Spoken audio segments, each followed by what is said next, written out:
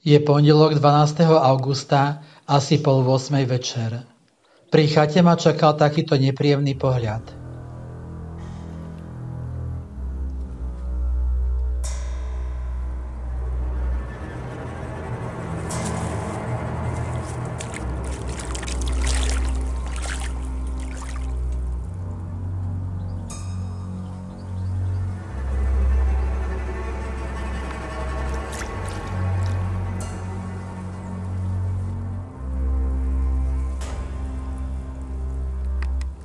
Príčinou sú dlhodobé vysoké teploty, ktoré spôsobili, že voda je príliš prehriatá a taká nemá v sebe dosť kyslíka, takže sa ryby udusili.